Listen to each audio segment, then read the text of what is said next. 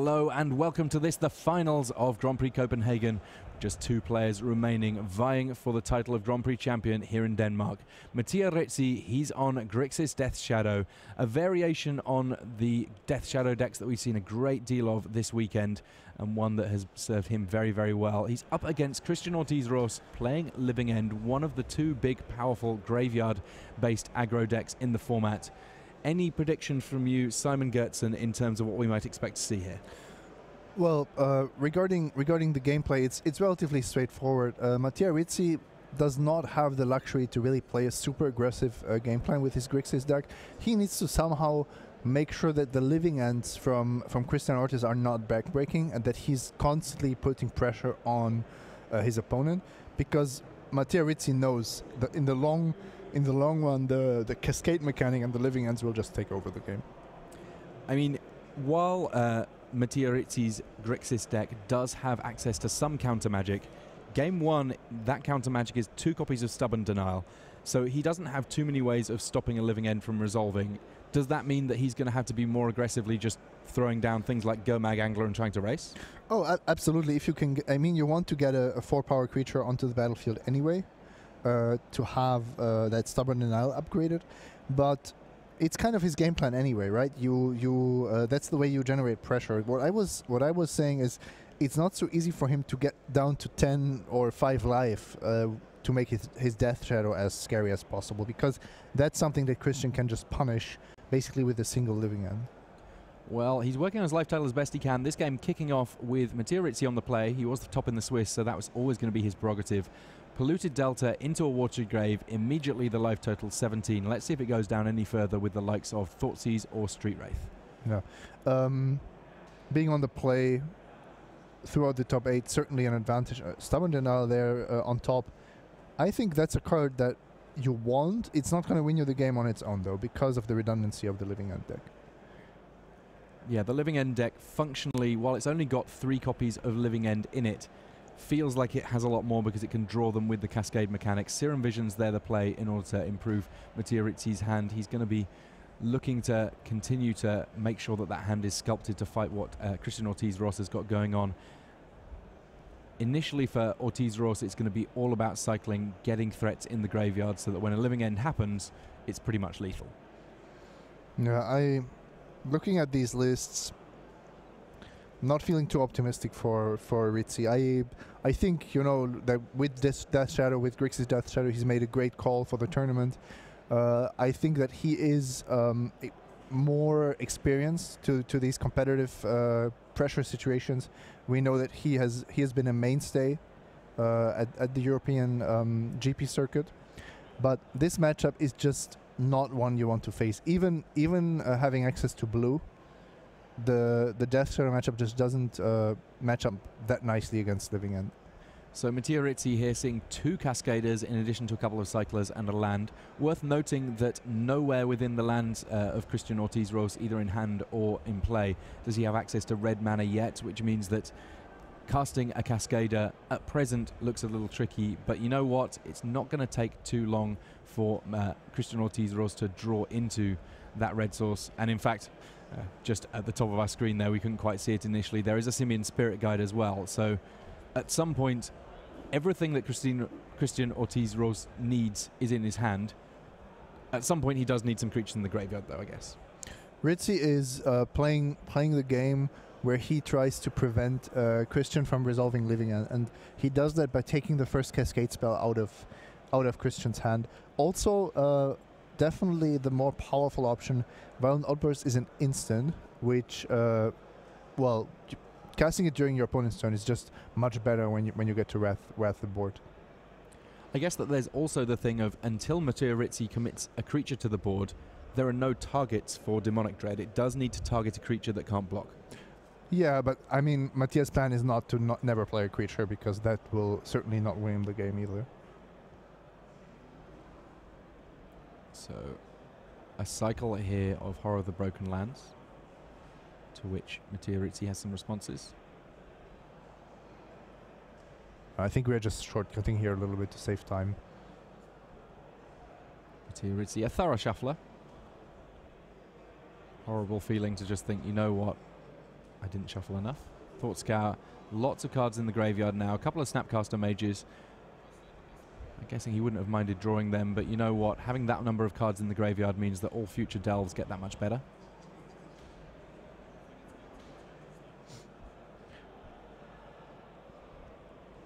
A cycled Street Wraith here. Yeah, Mattia wouldn't mind a few Street Wraiths of his own. It's actually a pretty nice way of getting something back after Living End has resolved. Maybe even threatening lethal if Christian, for example, has a swamp in play. Now, as things stand, just with those Snapcaster Mages in the graveyard, it does mean that a Living End from Christian Ortiz-Ross is not going to leave Mattia Rizzi with nothing. On the other hand, 2/1 creatures are worth less than a card usually in this matchup. Street Wraith, though, that kind of a good one.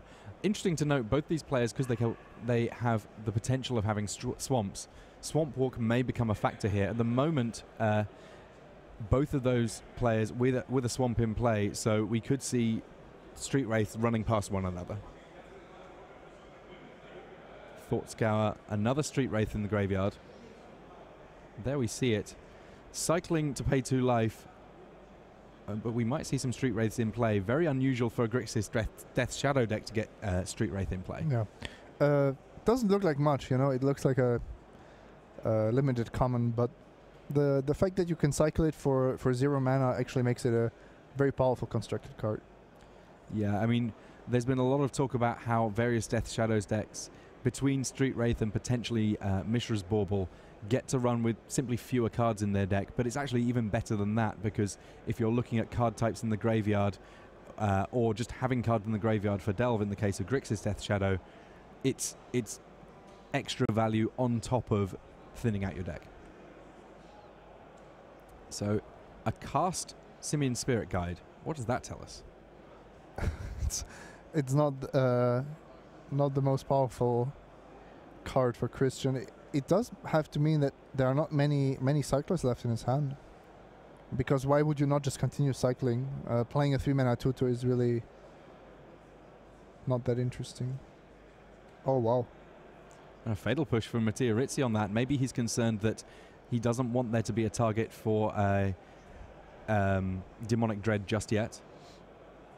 As you can see, he's playing this just super controlling.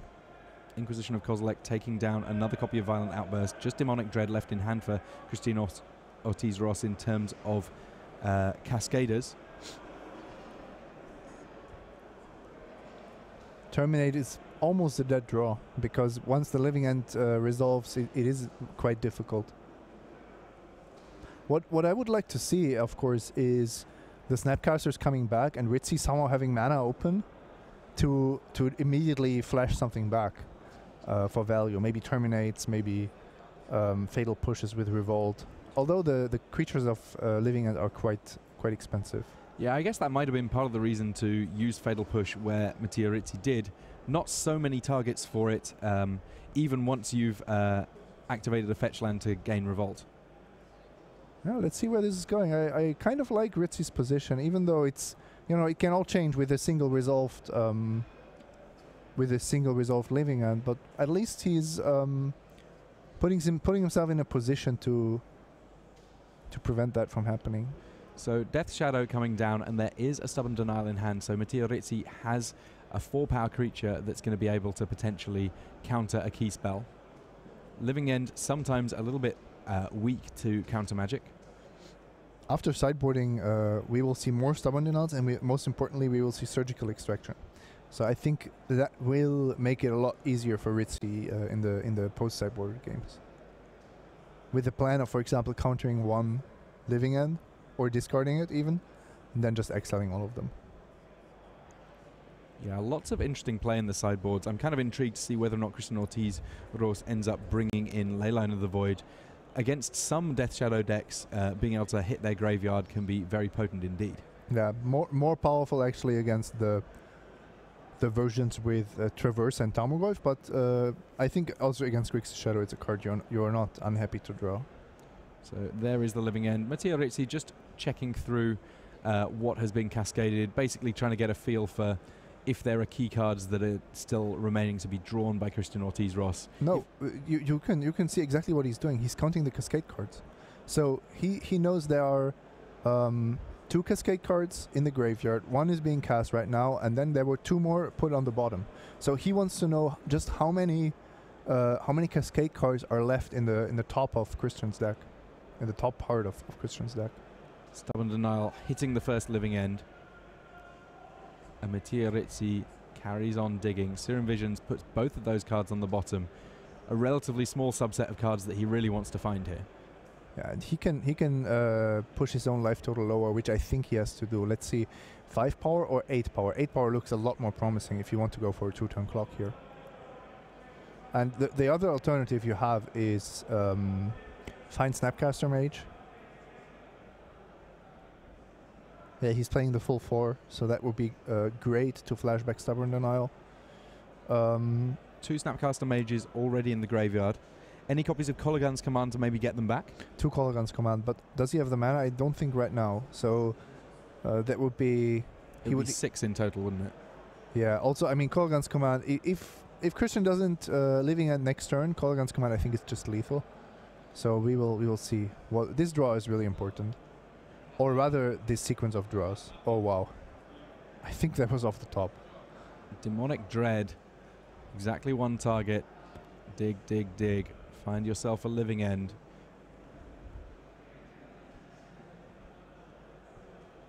Now, there's mana up here for Mattia Rizzi. Haha. Nice. Fatal push on my own Death Shadow just so I get an extra creature in play. Yes, but of course Christian has to...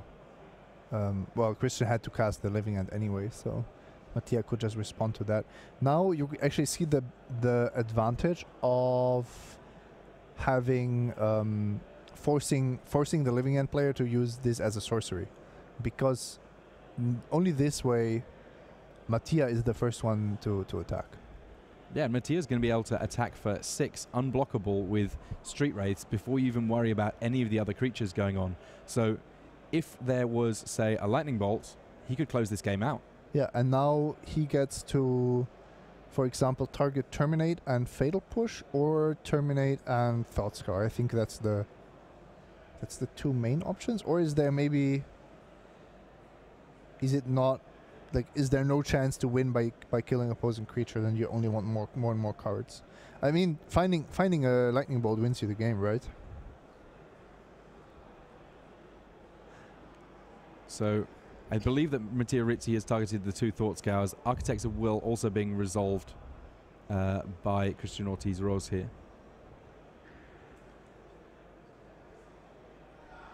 Thought Scour number 1. Draws a land there for Mattia Rizzi. Thought Scour number 2. Snapcaster Mage, but no Bolt in the graveyard if I'm not mistaken. Oh wow, this is going to be super close.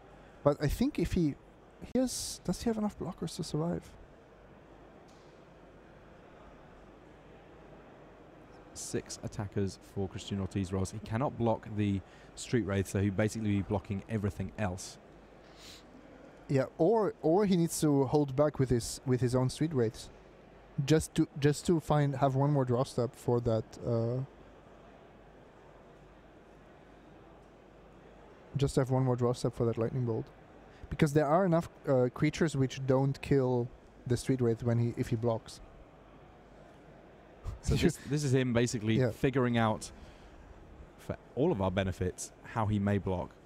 There you can see a single Terminate will not do it. He actually drew a Street Wraith, which is really awkward.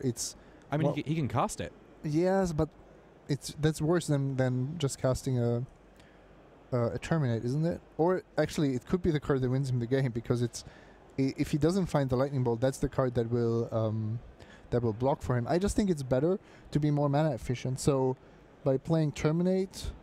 I mean, there's another Snapcaster Mage, so he has another blocker to work with. Yeah, and that will also flashback a removal spell. That's what I mean. This has been a super interesting game. Yeah, and very well played by Mattia thus far. See if he gets rewarded. Yeah, Mattia Rizzi has very much been the proactive one trying to make things happen here. Christian Ortiz-Ross has basically been enacting the normal living end game plan. Yeah. I mean, but that's clear. Christian has to play his game. He needs to fire off a big living end, especially in game one. There is not much he can play around. And it's actually funny how Mattia is lining up all these blocks and these, let's say, possibilities for his opponent. But of course, Mattia knows and has to also calculate the fact that he has this Snapcaster Mage, right? So there's actually more to it. Yeah, we could see removal spell, block, removal spell on top of everything that's going on the board. Yeah, and that could actually be Terminate, then a fetch, which brings Mattia down to 4, which is not a problem because the Street Wraith only deals 3. And then you have a Fatal Push in the graveyard to flashback with Snapcaster Mage. There is a danger to that line where you sacrifice the Flooded Strand, which is the fact that a Violent Outburst might kill you. However, depending on the exact sequencing, there's still Stubborn Denial in the graveyard. Yeah, exactly. But then you have to, it's kind of tricky if you can keep all of these options open. I think this is actually good for Rizzi. This Demonic Dread gives him a lot of information about what his opponent is still capable of, and if he will basically see that Christian will decline the living at.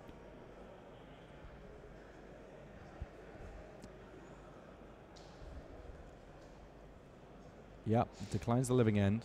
Of course, he didn't know, but I mean, it was obvious that otherwise he would have attacked first, or something else would have happened.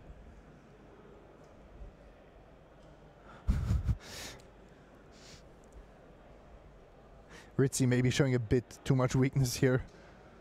It's like, okay, yeah, so I have 3 blockers left. Looks good. But it's actually very possible that Rizzi can now just play the Snapcaster Mage, targeting Stubborn Denial, and then winning for sure. And that's what he goes for.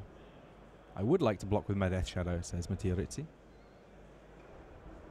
He's threatening 6 unblockable damage from Street Wraiths.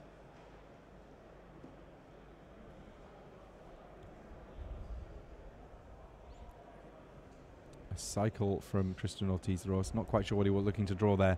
Doesn't find anything that's going to help. Mattia Rizzi picking up game 1.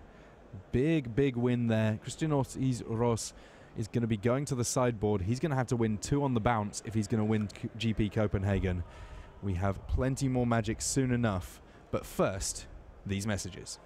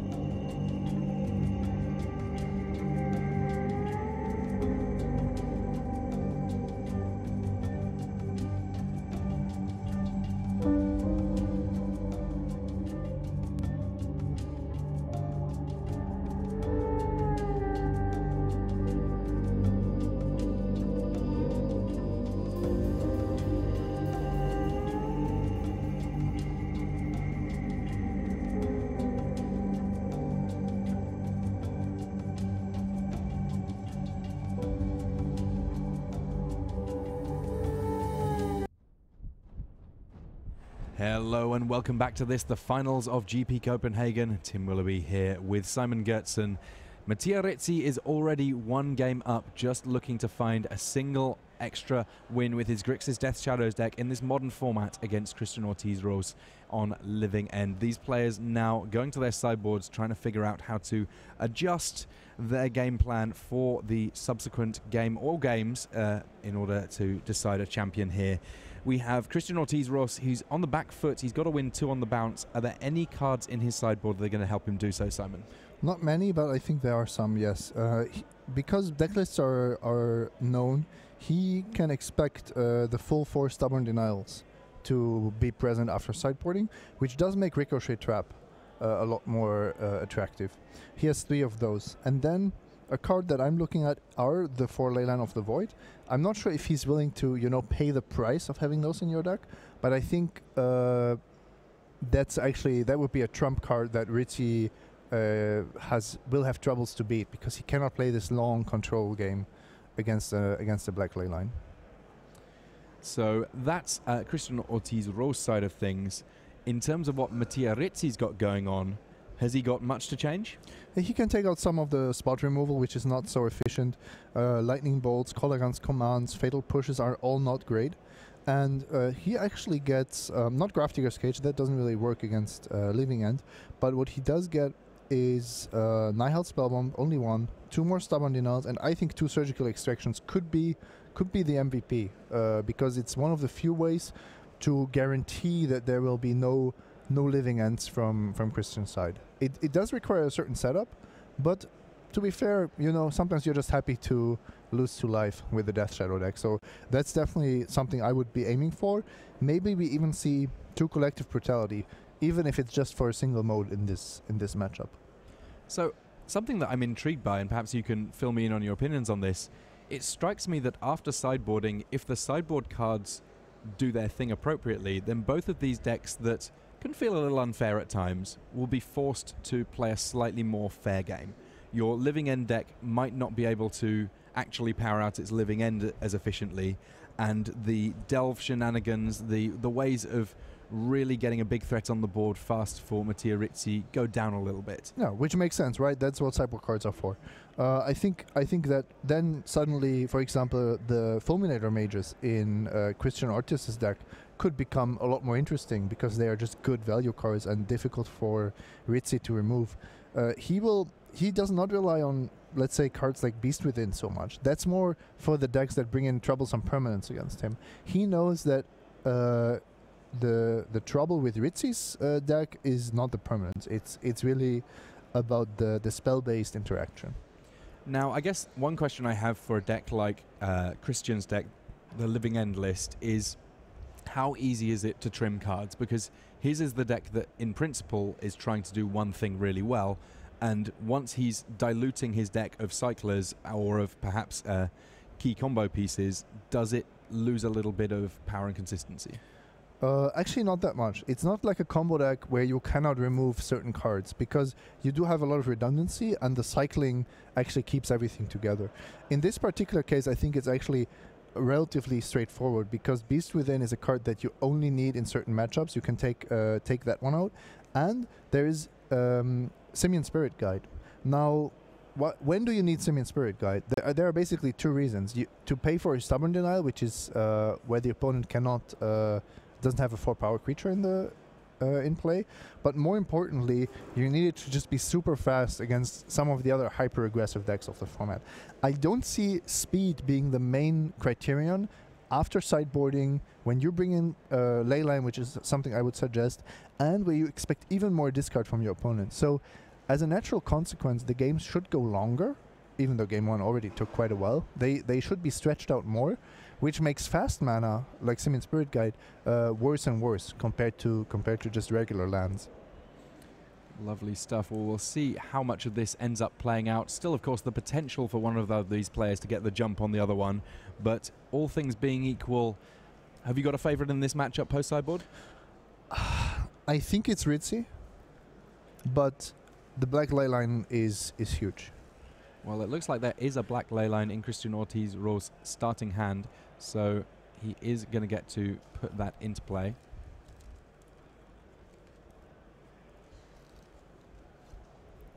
So stage 1 of the plan for these guys to play fair decks achieved. Christian Ortiz-Ross is not going to have to worry about cards going to the graveyard for Mattia Rizzi. Yeah, and now just imagine Christian playing with Leyline, Mattia Rizzi firing off a discard spell on Living End, of all things, and casting Surgical Extraction on it. Wow. Then suddenly you've crippled both of these decks.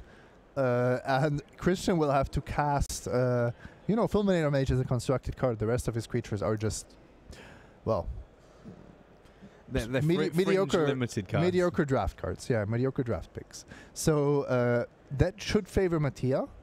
On the other hand, Tasigur and Gurmak Angler are not much better when they cost 6 and 7.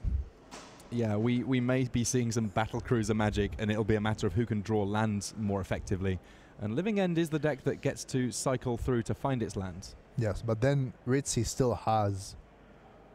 Rizzi is the deck with the Death Shadow. And that's ultimately the only creature that still does something, because, Snapcaster Mage is now a 2-1 with Flash, which is playable in Limited again. Not likely to trouble Constructed too much. Watergrave here being fetched out by Rizzi already on 15 life, going to 13 with another Street Wraith. And if we're saying that getting down an early Death Shadow could be important, then Mattia Rizzi doing good work to get there. Inquisition of Kozilek sees a Ricochet Trap and Living End. Now putting the Living End in the graveyard, a bit of a signal to Christian Ortiz-Ross as statement of intent that the Surgical Extractions likely have come in for Mattia Rizzi. In this case, actually no other choice for the Inquisition. So Rizzi's intentions, should they be, as we discussed, are still a bit hidden. He's quite happy, I think, to see the hand by Christian, because it didn't look too scary. It looked like he has a little bit of time. Yeah, the Ricochet Trap there, an interesting one. If your opponents cast a blue spell, principally it tends to be counter magic, then you can change the target. You can change the target to Ricochet Trap. So it's kind of a weird sort of a red spell that lets you counter a counter spell. Yeah, and it's weird how we see Christian with these 2 sideboard cards, and already his deck feels less powerful. Although I'm quite sure he didn't take out any cards that would make this draw better. Just imagine this Leyland would have been a Beast Within. That's certainly not a better situation. Yeah, likewise, Shriekmaw doesn't have too many targets in this matchup. So Rizzi also has lands to work with for now.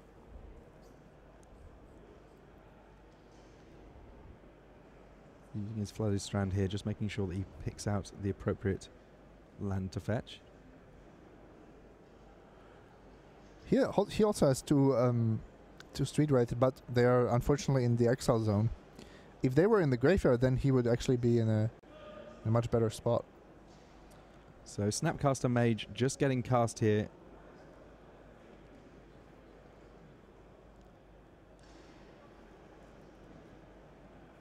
I think Rizzi was just saying, you showed me your hand a second ago. Can I just double check what it was again? I think it's these, and Christian just says, yeah, you got it. Snapcaster beats. You got to do what you got to do. And Thought Scour here. Those that get just missed finding the Surgical Extraction. There are 2 copies that he could have brought in here. The best part about it is you can wait until Christian casts a Cascade spell, and then you just snatch it out of him, out of the deck. I like that a lot. I look forward to at some point doing that in this modern format. Surgical Extraction, a bit of a favorite of mine, actually. Well, it's not pretty, but Snapcaster Mage Beatdown is currently the plan for Mattia Rizzi. Yeah, it's what you got to do, It's not about playing the most aesthetically pleasing Magic. It's about maximizing your chances to win. And to be honest, these are the kind of games that set apart the really good players, the ones where you have to go a little bit off script and find a way of winning when your main plan isn't working. If you immediately describe to someone what Grixis Death Shadow does, this would not be in that description. This is very much Mattia Rizzi relying on his experience, relying on what he knows to be the inner workings of this matchup to try and find a way of winning in spite of the adversity he faces. And playing to your outs, right? It's In the end, that's what it's all about. Now, Christian smartly has a mana up, so I'm afraid that Stubborn Denial will not be doing anything for him. So a comparatively low power living end, but it does get rid of the threats that were beating down on the other side of things. But there are more Ambush Vipers. And it does get a 3/4 Minotaur Sure Shot in play. I think Mattia might be winning this game. Winning with Snapcaster Mage beatdown. Just look at it. I mean, right now, Living End only gets back another Minotaur. The Minotaur that's just getting terminated here. If two ones just doing it again and again and again. If Mattia draws more Death Shadows, or just a single Death Shadow, I think he might be favored this game, because Christian so far hasn't been chaining cycling cards. Wow.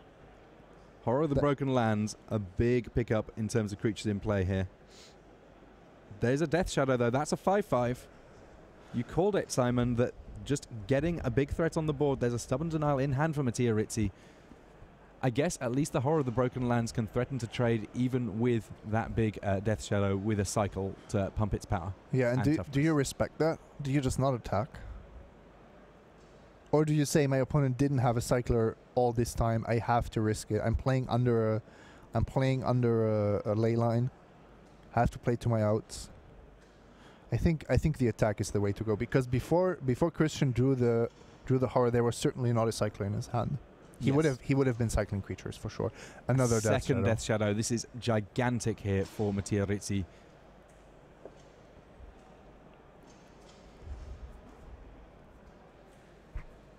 If Ortiz Rose attacks, there are plenty of blockers available to Mattia Rizzi, and the same cannot be said in reverse. Now, I think that it's just safer to throw a Snapcaster Mage in here in case there was the cycle end it all, and there is the there was a really fun interaction there. Christian showing the Demonic Dread, Mattia Rizzi showing the Stubborn Denial, to basically say, look, I got it, and then Christian reminding him of the Ricochet trap in his hand. Yeah, we had a lot of virtual spells played there, but not very many actual spells played. Interesting. Actually, Christian has these cards still in his deck that I fully expected to go out. Is this the third living end being played here? Because that's the other thing. At some point, you just run out of living ends. Yep. But like we discussed, Mattia didn't draw anything to exile the living end. So did this exchange happen with the? Once the living end actually got onto the stack, the exchange did happen. Okay, the players both knew what was going on, so. So we are back to fair magic. It now works out that I don't believe there are any more living ends that the living end deck can cast. So it's going to be casting creatures and attacking. Meanwhile, Mattia Rizzi is also on the casting creatures and attacking plan, and it's largely Snapcaster Mage. The difference is the number of removal spells Mattia Rizzi has to work with. Does Rizzi still have his lightning bolts? Oh, there's a creature from Christian. So, he's cycling? He cannot cast it. He doesn't have any blue mana. He finds a creature he can cast, though, in Simian Spirit Guide. That might make the difference. If Rizzi finds a lightning bolt here, the Simian Spirit Guide is the difference maker. Collective Brutality. Well, in a tight race, that wins the game. That wins the game. -2/-2, lose 2 life. We can see there's some wild gesticulation from Mattia Rizzi. He kills Simian Spirit Guide. He drains Christian Ortiz Ross for 2. He attacks for 2 with his Snapcaster Mage, and that was quite a game of magic. Look at Mattia Rizzi, just absolutely over the moon there with the end of that game. What an insane top deck. I think it was the only card in his deck he could draw. And a smile and a nod from Christian Ortiz Ross there. He knows how crazy that game was also, and you know what? We couldn't have had that game without both of these players playing to their utmost. We saw a very, very strange game of Modern there. But you know what? It was a great game. And there's our champion here at Grand Prix Copenhagen. Mattia Rizzi is absolutely over the moon, and I believe that he's going to be racing out of the venue. He's got a flight to catch. He is all done, and that is us all done here from Copenhagen. Congratulations to him from everyone here on the coverage team, myself, Tim Willoughby, Simon Gertsen. It's been huge. We are done here in our finals. Let's head back to the booth.